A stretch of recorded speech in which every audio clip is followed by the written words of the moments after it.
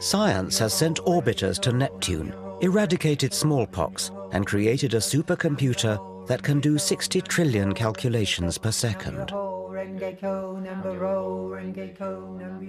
Science frees us from superstition and dogma and enables us to base our knowledge on evidence. Well, most of us. Previously, I've explored how organized faith and primitive religious values blight our lives.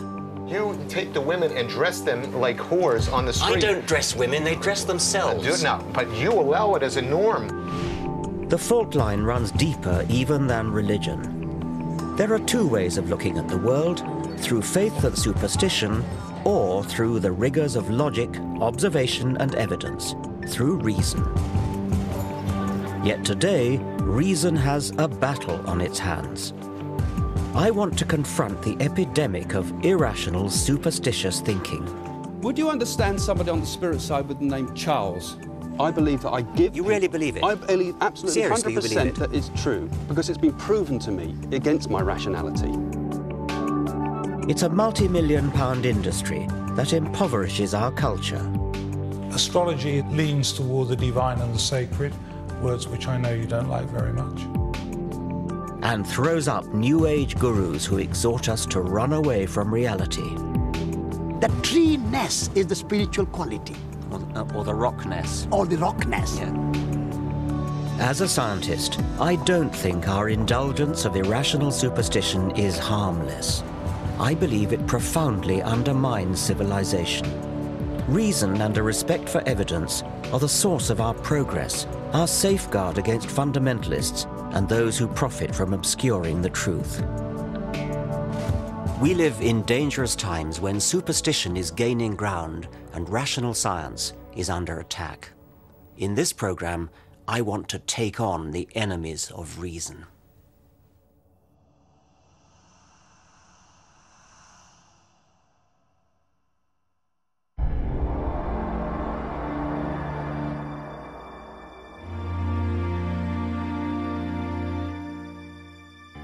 "300 years ago, in the Age of Enlightenment, scientists and philosophers from Galileo to David Hume had the courage to stand up for intellectual principles and reason. The rational science they pioneered has given us tangible benefits. Everything from antibiotics to electricity, sewage systems to sat-nav. And it's not just material progress. Increased life expectancy, health and leisure provided by modern medicine and industrial technology have given more people more time than ever before to educate themselves, express their creativity, and ponder existence. And yet, into this better world that reason has built, primitive darkness is coming back, a disturbing pick and mix of superstitions. Where better to start my journey than a New Age fair? Hello, what do you do? What sort of readings do you do? All kinds. I do the tarot, and then I also do the crystal ball. This is George. Hello. What can you do for me? All right, well, we can take your aura photograph. All right, I'd like that, yes. What do I do? Just sit on the throne there? Just take a seat, please. Shall I take my glasses off? What have we got here? Right, now, you have got a couple of spirit guides around you at the moment, because I think there's something in your life changing, but I think this is about you as well, being more comfortable with yourself. Now, what you have here is you have somebody in spirit who's really, really close to you, and they've got their arms around your neck. Well, that's very nice to know.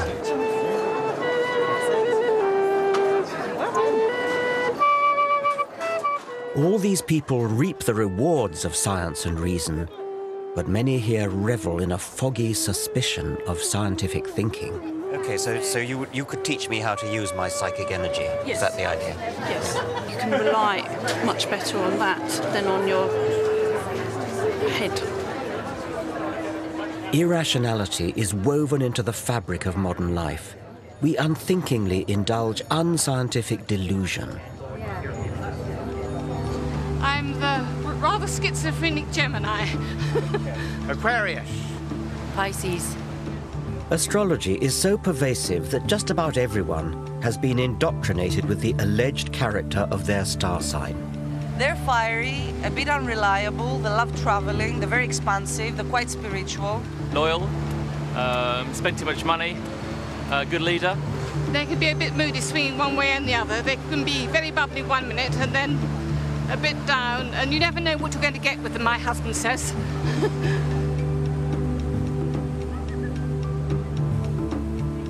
A full quarter of the British population claim to believe in astrology. That's more than believe in any one of the gods touted by religions.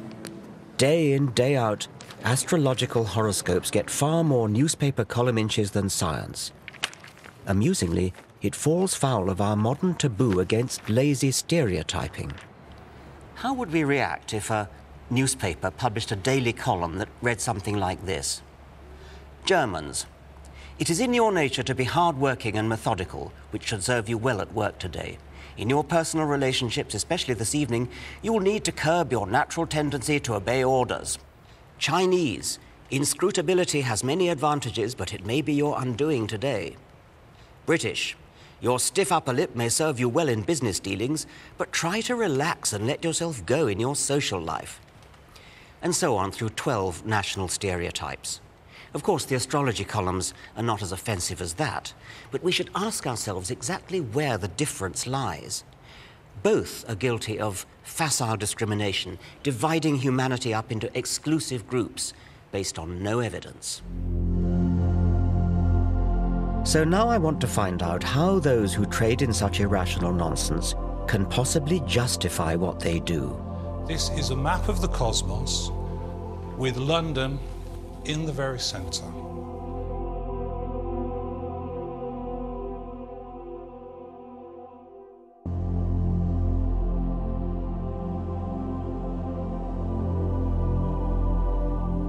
I always thought that by the 21st century, science and reason would have long since cleaned up. And yet every day of the week, we're encouraged to retreat into the fog of the superstitious past. Astrology is a primitive belief system made into elaborate pseudoscience. It arrogantly makes humans the focal point of the universe. The movement of planets is supposed to signify petty developments in our career or love life. It was developed in the 2nd century AD by the philosopher Claudius Ptolemy and has not moved on since, despite the discovery of new planets and despite a shift in the Earth's rotational axis that has thrown Ptolemy's zodiac out by 23 degrees. You could ask a question. You could say, who has stolen my money? It never made sense when it was first invented, and it makes even less sense now. Read it off as though you mean they get it right. Do you think there's an actual physical influence of the planets that somehow beams down and influences us, people? I think it's very hard to see that. I think if you try to understand astrology as a causal agent, right, I think that's hard to imagine how that would happen. I think you have to look at the planets as signifiers. When you look at the movement of Saturn around the zodiac, it's a very strong signifier of what's going on in individual lives. I don't even understand how they could possibly be signifiers. I mean, how could the rise of Saturn possibly be a signifier for something that's going on physiologically in a person's body? The position of planets in the signs of the zodiac. This is what you keep coming back to ask me. How could it possibly work? Yes. And I've told you, I don't know. It's a deep, dark mystery. What isn't a deep, dark mystery is why the trite vagaries of newspaper horoscopes seem to chime with readers. Psychologists have identified what's known as the Barnum effect, whereby people tend to believe statements are accurate for them personally, when in fact they're general enough to apply to anyone. We could devise a little experiment where we take your forecasts and then give some of them straight, give some of them randomized, sometimes give Virgo the Pisces forecast, etc., and then ask people how accurate they were. Yes, that would be a perverse thing to do, wouldn't it? It would be, yes, but I mean, wouldn't that be a good test? A test of what? Well, how accurate you are. I think that your intention there is mischief, and I think what you'd then get back was mischief. Okay, well, my intention would not be mischief. My intention would be experimental test. Okay. Scientific test. Well, but even if it was mischief, how could that possibly influence it? I think it does influence it. I think whenever you do things with astrology, intentions are strong. I'd have thought you'd be eager. I mean, I'd have thought you'd really... See, the fact that you're not makes me think you don't really, in your heart of hearts, believe it. I don't think you really are prepared to put your reputation on the line. I just don't believe in the experiment, Richard. It's that simple. Well, you're in a kind of no-lose situation then, aren't you? Because... I hope so. Yeah. Regardless of Neil Spencer's concerns, I wanted to conduct a simple trial. We selected 20 people at random. We asked them to read that week's horoscope for Capricorn, but as a test, we said it applied to their own star sign. Not only do you have clever Mercury and ambitious Mars focusing on success, but now the Sun is at the same pivotal mid-haven angle of your solar chart. I have no idea what that means. Put simply, this means that this is your moment to go that extra mile to become the person you dream of becoming. Remember, however, that there will be others who want what you have and will stop at nothing to get it. Astrologers say this should fit just Capricorn and not the rest. But what actually happened? Yeah, maybe. To be honest, I felt there's some Mercury energy this week because there's a lot of arguments around and a lot of bad vibes. Yeah, that kind of makes sense. What a load of old junk. It could apply to me as much as to the next person. Yeah, well, in a way, yeah. I am. I'm going on a flamenco course in Spain. That isn't necessarily pertaining to me this week. It's pertaining to me generally. Pile of rubbish. The same number of people agreed that the horoscope was accurate for them as disagreed, and similar results are found with proper large-scale experiments. Technically, all but one of our group should have disagreed, namely our only Capricorn. Does it apply to you? Not at this moment, no.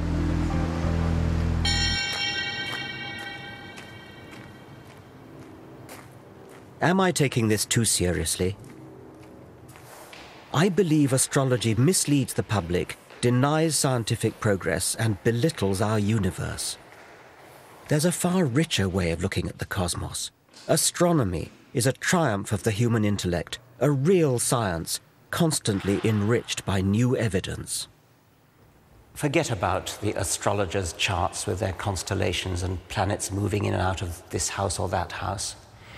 Go into a real observatory and look at the Milky Way.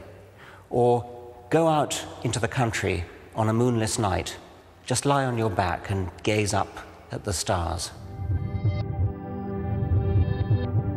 The heart-stopping sight you'd see is 100 billion stars spinning through an expanding universe at a speed of 1 million miles per day. The light from some of the closer stars started its journey at the time of the dinosaurs. You're staring into a deep time machine.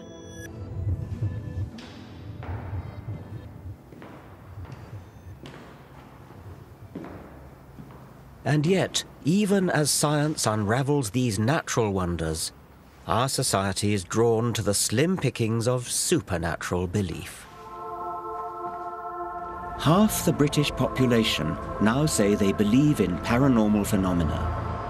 Over 8 million of us have owned up to consulting psychic mediums. What I want you to do, Richard, for me is just to pull me out 8 of them, please. Simon Goodfellow claims that, with these cards, he can use his psychic powers to tune in to the spirits of dead people around me. 7, 8. These voices from the past can apparently give him a glimpse of my future. Lovely, Richard, thank you.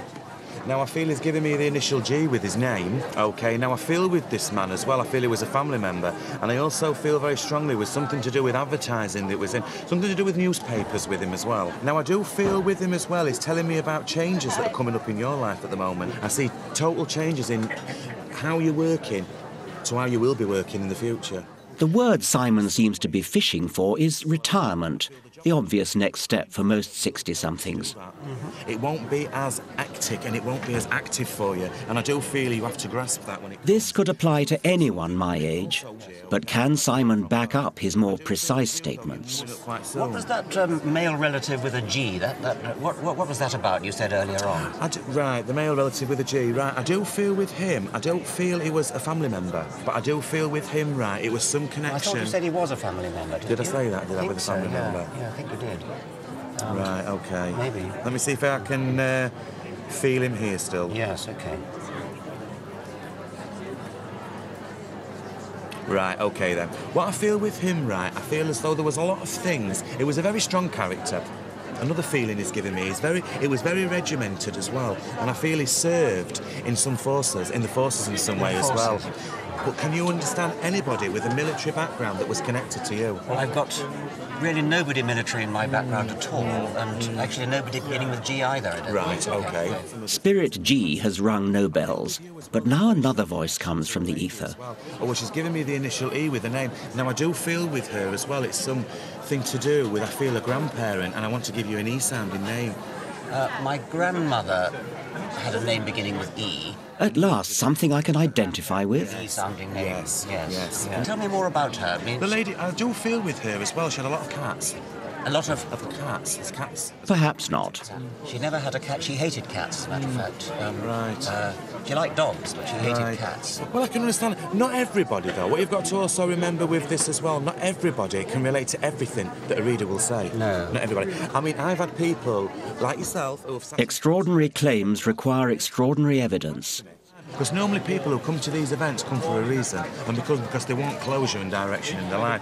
And also what you've got to think about, Richard, as well, some things are very raw to me. Psychics may believe they communicate with the dead, but I've seen no evidence for it. My concern is that for some people, this superstitious nonsense can be far from harmless fun. If you've lost somebody dear to you, and I'm trampling all over those memories by telling you that they're here now saying this and that. I mean, that's none of my business, and if I'm just doing it because I can earn some money out of it, I've known cases of people that have lost somebody, lost a child that's so dear to them, and they cannot get over the fact they've lost the child and become addicted to these... OK, this is a lady who is trying to connect with somebody at the front here. Darren Brown is a celebrated illusionist, but also a skeptic. He makes clear his performances depend simply on mental tricks. She looks very, very elegant, and there's guilt on her part, a feeling of guilt. I think your father passed when you were very young as well. Is that right? He gives me the inside intelligence on how a psychic medium might exploit entirely earthly trade secrets. They're using a skill called cold reading, which is a way of communicating information to somebody where it sounds like they know everything about you and they can reveal facts seemingly about your life and describe your character in a way that you'd be amazed by. Whereas in fact it's a linguistic trick or a set of linguistic tricks where they're saying words and you're constantly supplying the meaning yourself, but it can be very convincing. She's asking about, I want to say Charlie, Charles. The psychic will, if it's with a group of people, throw out a name. Someone she left behind? Now, that name could refer to a person in the audience who's living, or it could refer to someone that's died, or it could be a friend of the person. You know, it really could be anything. So it's up to somebody to pick up on it and turn it into what they want it to be. Is it another relationship that you had? Sorry? That's my ex-husband's name. And of course, if they say, yes, that was my husband, then the reader can go, yes, that's right, he's here, he's saying he still loves you, or whatever that is, and they turn it back into, make it sound as if they were saying it was your husband, when in fact it could have been anybody, it could have been the name of the person that was sat there. Lily or Lucy or something like that. Yeah? Far from it being all vague or saying things that apply to just everybody, you'll get very specific details. She's saying something about a hat that you used to like, or something with a hat, yeah? One thing I saw was... there's a dog, he's saying something to do with his dog that used to sleep in the hallway. And the answer sort of came back, sort of, no. Well, it's something in the hall, it could be a picture of a dog. Is there a picture of a dog in the hallway? And the answer came back, no. I mean, I've just put up another picture, I put up a picture in the hallway of the family or something. That's it, he's saying he doesn't like the picture in the hallway. The dog was forgotten, but it actually started off talking about a dog.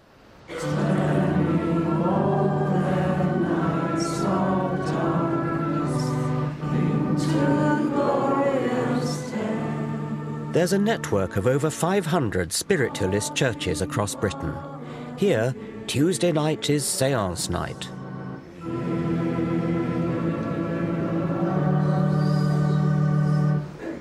And we ask that we can now build a bridge between this world and the next, so that we can once again go some way to proving that we survived death and that our loved ones in the spirit are forever with us. Amen. Okay, I expect most of you are familiar with spiritualism, but those that... Spiritualism makes a nod to God, then it descends into a darker world. The real draw here is when the dead start talking inside the medium's head. Okay, well, the first link that I want to do is I feel I've got somebody giving me the name Charles. And I want a gentleman on the spirit side that passed with chest conditions with this. And there's something about a name that sounds like, it sounds a bit like Devon, but I thought I could hear, could be Davon or Davenport, something like that. And I feel over this side somewhere. Can anybody understand this so far? The lady close to the bookshelf there. Would you understand somebody on the spirit side with the name Charles? No, but I have a home in Davenport. You have a home in Davenport? Yeah. Okay. Isn't what you're doing cold reading? Well, depends what you call cold reading. This is something that a lot of the rationalists have come up with, of saying that what you do is you say something and people basically make it fit. So I'll see if I can find the Charles in a minute, but let me just give you a few things that I can feel about you. Has there been a few problems with a stomach condition around you? Because I feel as if I want to go to my stomach and I feel uncomfortable there. Does that make no sense to you whatsoever? No. Well, would you understand then a lady that I want to connect with on spirit's side that would suffer with the stomach condition? Yes. Because I'm being given the stomach condition, yes. Okay? And I feel with this lady, I want someone that's a fairly comfortable build, I would say. A bigger build lady, not a slight build lady that's given me this, yes? Yes. Yeah?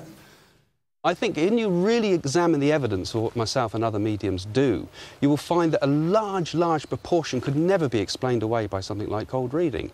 It's because there are sometimes such specific details that come through. And I'm seeing like a painting, or a print it would be, of a painting that looks like a Stubbs painting. You know, the ones of the horses and the pigs and things like that? The lady in the white at the back there, I'm not around you, am I? Oh, I hate it when I can't find the link. Let me see if I think if I were talking to someone in the spirit world, I'd say things like, what's it like being dead? Can you see the whole of the universe? Why do you ask them such banal questions? Yeah, good point. But I think what happens is that mediumship comes from the non-rational, non-verbal parts of the brain, if there's such a thing. I believe it's a blending of thoughts between myself and the spirit communicator. But if only it could be just like a telephone line. Let me just see if I can get a little bit more information from her first. If you've convinced a person that that's their grandmother to the point that they're actually crying, I mean, surely those tears enough are perhaps proof that they've had proof that that really is their grandmother that's making the communication. It could indicate just desperate wishful thinking, perhaps. Now, don't feel I'm with a Stephen Bennett, but I've got those things I want to bring together somehow with particularly a car crash. My friend Ben died in a car crash and his best friend was called Steve. Your friend Ben Parson, but it's not Bennett, as I said, it was Ben. Let me see if I can describe Ben to see if we can... Beyond whether it's true or false, what concerns me as well is the exploitation of often vulnerable people. Can I say, when you were buying the new shoes, had he been on your mind at that time? He's on my mind all the time, really. Yeah, but, because it's as if I was particularly felt him around me at that particular time. That's why I feel I've got the connection with that. And, you know, his message is really, in a way, sorry. Because he can't... Do you feel it might actually be damaging to some people, stopping them from letting go after they've lost somebody that they love very much? It's a good point, but a lot of people bring up that. But I believe that it does help people to progress and move forward. He gives me the feeling that... But do people move forward, or do they get addicted to a spiritual hit? Most of this congregation are regulars. Craig Hamilton Parker's grasp here seems impressive until it transpires that he's already read this bereaved girl before. He actually had a tyre on the left hand side of his car changed before the accident, and the police thought that it was something to do with that. And I had a message from you before saying it was something to do with the tyre. I've given you a message about him before? Okie dokie, I can't remember that. But anyway, I want to sort of feel his... I believe what I do is absolutely true. I believe that I give... You really believe it? I believe absolutely Seriously, 100% you believe it? that it's true, because it's been proven to me against what I believe is against my rationality. But it's been shown to me so many, many times that life continues. And personal proof that I've had that has given me proof of my father pass of continuation of spirit. I mean, incredible things that are so very personal and subjective, they're hard to argue a case for. But for me, it's been life transforming. And I believe, as I was helped, I can help others.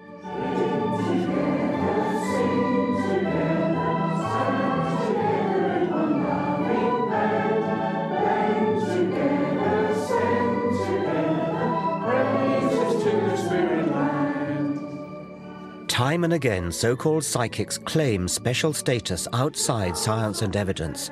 I have personal proof it's true to me. But as with religion, if it hangs on private feelings that can't be proved or disproved by science, then in what way can it be valid or meaningful to the rest of us? Cling together, sing together, stand together in one loving band. Next, I want to find out what happens when those who claim mysterious powers do allow themselves to be tested. No, I think it's 4. So shall we see how well you've done?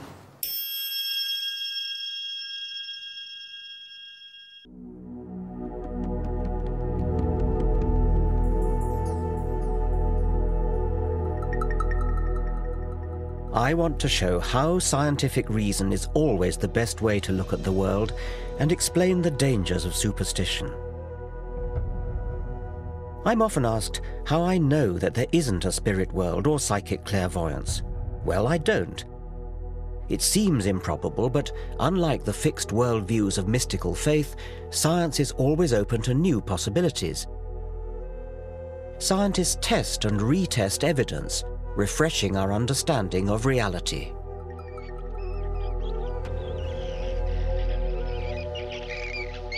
Until quite recently, scientists didn't know how bats fly around in total darkness.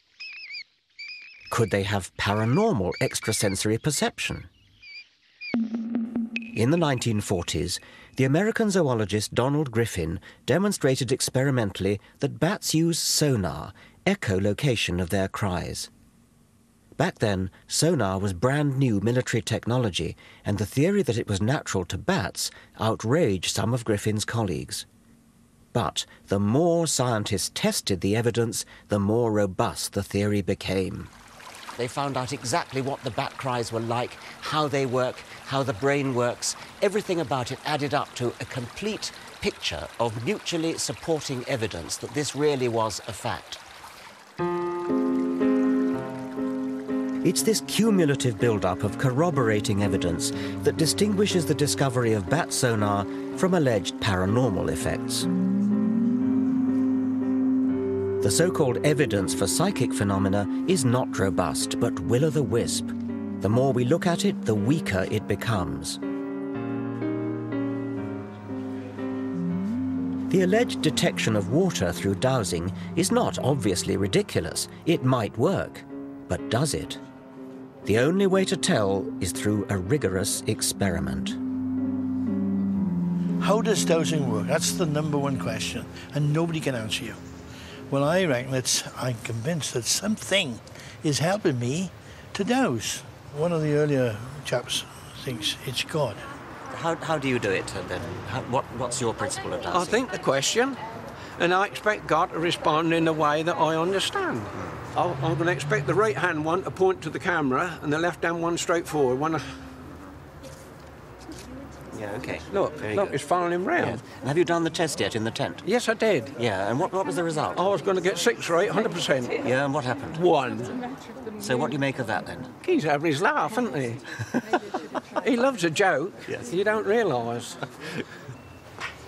Do I get second goes? Oh, yeah, you can have as many goes. The psychologist Chris French thinks there may be a simpler explanation.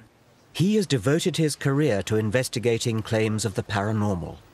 And now he has set up this test for dowsing, a properly controlled double-blind trial. In each of these rows, just one container, chosen at random, holds a bottle of water. All the rest contain sand. Neither the dowsers nor the tester are allowed to know where the water is until the boxes are opened. So there are no unintentional giveaways. Have another go. Safeguards like this make the double-blind trial one of the crowning achievements of scientific reason. Okay, put it on the end one then. Number 6 again. I'd say so. Okay. Right. What you'll typically find when you talk to dowsers is they'll give you lots and lots of anecdotal evidence, lots of stories about how they discovered a leak in their neighbour's pipes and so on and so forth. But there are always other possible explanations there. Yes. What we're trying to do is set up conditions which would rule out any of those other explanations. But then we get down to the very fundamental, basic issue: can the dowsers actually do what they think they can do? Yes. Okay. I think it's 4.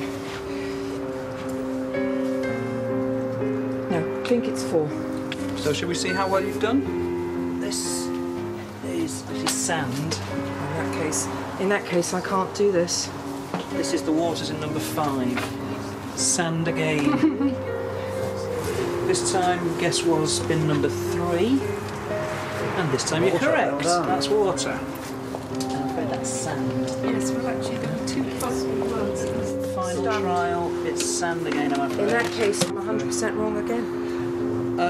Well, you got 1 right out of 6, which is what we'd expect by chance. So far, they're performing pretty much in line with mean chance expectation. In other words, guesswork. Yeah. So no one has scored more than 2 hits out of 6. 3. 3.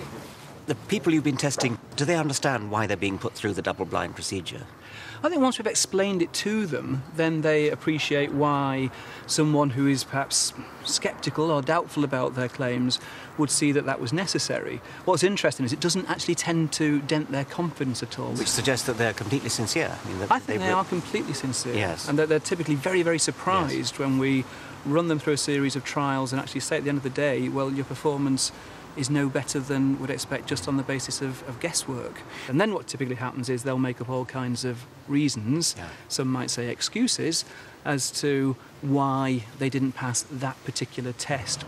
I feel the whole test is wrong. I'm shocked beyond words that this has happened. But I did say from the outset, couldn't we just sort out some grey blocks and some scaffold boards so that I can walk above it, which is what I would routinely do and I've done for 40 years.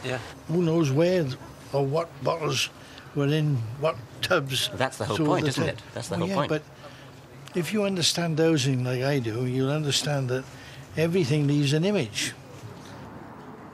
This state of denial is extraordinary.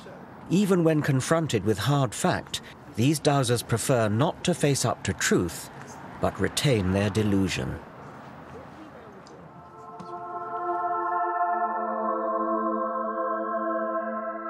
Rather than adapt to evidence, many of us, it seems, remain trapped in ways of thinking inherited from our primitive ancestors. Irrational belief, from dowsing to psychic clairvoyance, has roots in early mankind's habit of attributing spirit and intention to natural phenomena such as water, the sun, a rock, or the sea.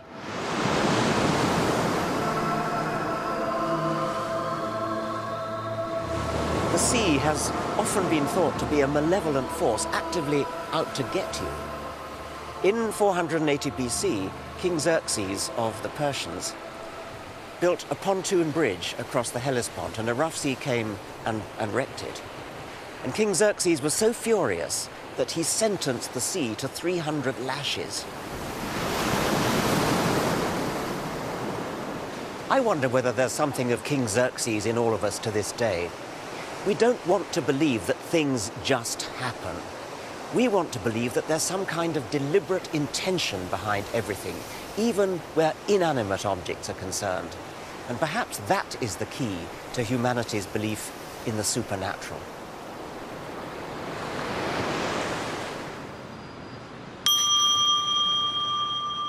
Even in the 21st century, despite all that science has revealed about the indifferent vastness of the universe, the human mind remains a wanton storyteller, creating intention in the randomness of reality. The delivery of rewards by a one-armed bandit is determined at random. But many gamblers want to think that what they do can increase their chances of winning the jackpot. They stand on one leg or wear a lucky shirt. Are these superstitious behaviors a byproduct of our evolution? All wild animals have to be kind of natural statisticians, looking for patterns in the apparent randomness of nature when they're looking for food or trying to avoid predators. There are two kinds of mistakes they can make. They can either fail to detect pattern when there is some, or they can seem to detect pattern when there isn't any, and that's superstition. 60 years ago, the American psychologist B.F. Skinner investigated the behavior of pigeons, rewarding them with food when they learnt to peck a key in the feeding apparatus.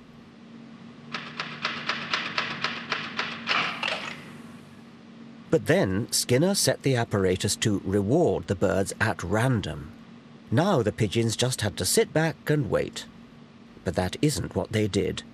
Instead, the majority developed what Skinner called superstitious behavior. When an individual pigeon, for example, happened to look over its left shoulder, and the reward mechanism just happened to click in at that point, it would have got the idea that it was looking over the left shoulder that had got it the reward, so it tried it again. By sheer luck, as it happened, the reward mechanism delivered food at the same time again. And so the pigeon was reinforced in its idea that looking over the left shoulder was what got it the reward. And it went on and turned into a maniac for looking over the left shoulder. Humans can be no better than pigeons. We constantly create false positives. We touch wood for luck, see faces in toasted cheese, fortunes in tea leaves. These provide a comforting illusion of meaning. This is the human condition. We desperately want to feel there's an organizing force at work in our bewilderingly complex world. And in the irrational mindset, if you believe in the mystical pattern you've imposed on reality, you call yourself spiritual.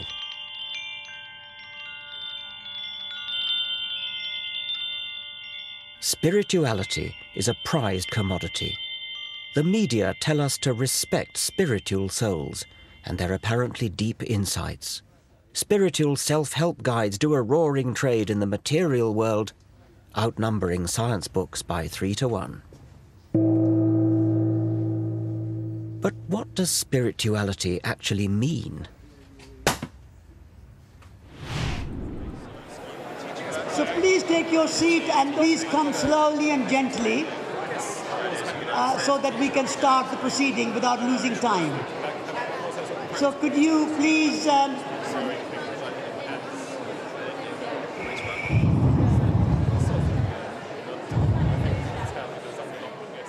Satish Kumar is the editor of Resurgence, an ecological magazine at the sandal-wearing end of the Green Movement, and he counts amongst his many fans Prince Charles and the Dalai Lama. I represent the entire history of evolution. I was present in the beginning, the first Big Bang, and I'll be here for billions of years to come. But isn't Satish's spirituality just about imposing yet another superstitious false positive? The world is made of two elements. One element is visible element. The other aspect of creation is invisible dimension, things we cannot see. So what is that element which is invisible? I call it spiritual. When you go in a room, you say, there is a good feeling here. There's a spirit of the room. Well, now you've changed to something rather different. The spirit is a very big and very holistic and very inclusive word. It is not defined in a one particular way. So when you go in a room, you can say, the tree has a spirit. A rock has a spirit. It's a living rock for me. Nature without spirit cannot exist. Like a tree cannot exist without the sunlight, it cannot exist without rain, it cannot exist without soil. Also, it cannot exist without the tree-ness. The tree-ness is the spiritual quality.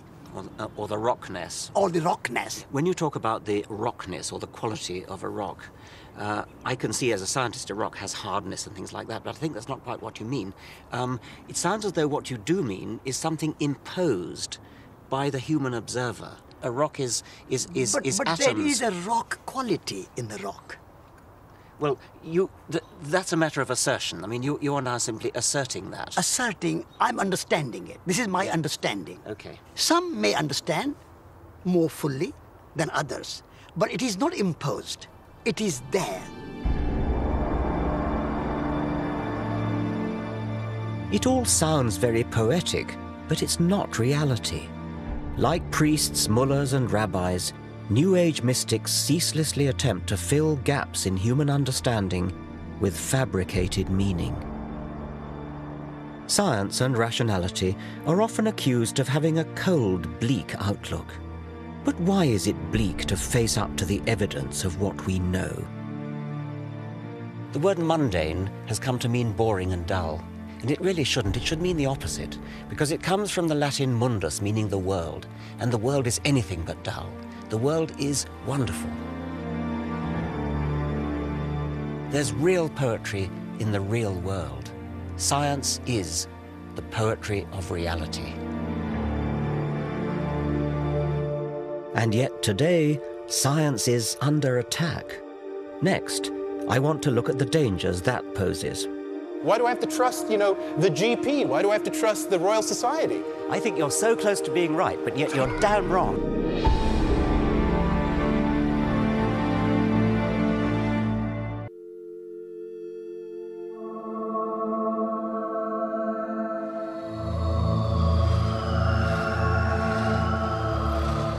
In the last 50 years, science has put a man on the moon, cloned a sheep, decoded the human genome.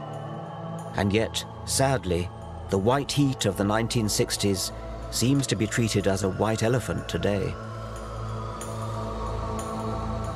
What colour do you see, guys? In the thing, it looks multiple. Okay, it's blue, yellow, and that's it. A prejudice against science is evident in schools. Physics A-levels have halved in the last 25 years, chemistry fallen by more than a third. University departments are closing all around the country. And last but not least... This is a betrayal of the Enlightenment. The fundamental problem, I think, lies with the fashion throughout our educational system to teach students to value private feeling more highly than evidence-based reason.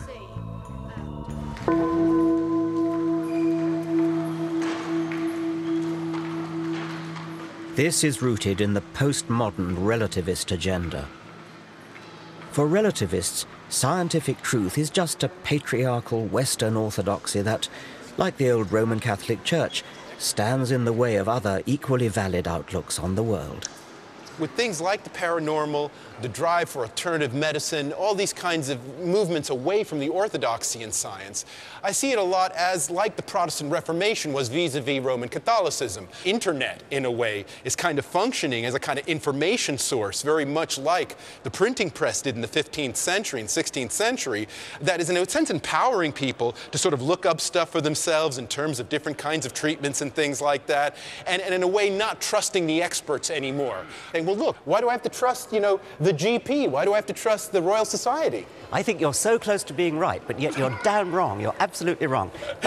I would like to take that ball and run with it in a different direction. Yes, we want to question authority. We don't want to say, because this person is the president of the Royal Society, therefore what he says is right. We've got to go back to the evidence and find out what is actually true. The problem is, of course, people may look at the same evidence and then reach a somewhat different conclusion from what the head of the Royal Society reached. And so they will say, well, look, you know, I looked at the evidence too, and I'm not persuaded by this. That's where you start getting a kind of an opening up of science.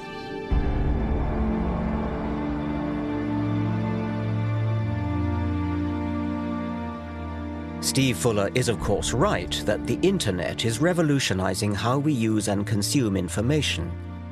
But the impersonal algorithms of internet search engines do not weed out robust evidence from unsourced, uncorroborated assertion. Wikipedia World presents both great opportunity and huge danger. Paranoid conspiracy theories circulate unchallenged. Sometimes they're relatively harmless, like the rumour that NASA faked the moon landings, which is a bit of a joke because the evidence for going to the moon is so strong. But how about the malicious and utterly unfounded rumour that 4,000 Jews were tipped off by Israeli agents not to go to work in the World Trade Center on 9/11? It's one of the nasty lies circulating as truth in the blog community of racists and religious fundamentalists. Now such people can find each other anywhere in the world instantly, whipping up scares and reinforcing their paranoia and delusions. As evidence is devalued, even medical progress has become a target. Her lungs had gone into spasms. She was vomiting. Hundreds of families blame the MMR vaccines for autism, brain damage and meningitis. When one report, now widely discredited, wrongly linked MMR vaccine with autism, an innuendo circulated that the establishment was conspiring to risk our children's health. It led to hundreds of thousands of parents failing to protect their offspring from the threat of measles, a serious disease that, in Afghanistan, kills 35,000 people a year. This is the world of private hunches and no respect for evidence. Reason has built the modern world. It is a precious but also a fragile thing, which can be corroded by apparently harmless irrationality. We must favour verifiable evidence over private feeling. Otherwise, we leave ourselves vulnerable to those who would obscure the truth.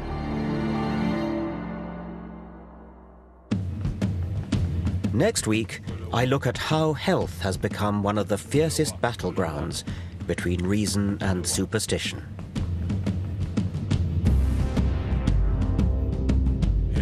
Starting next on E4, a telling word association test for the Big Brother housemates.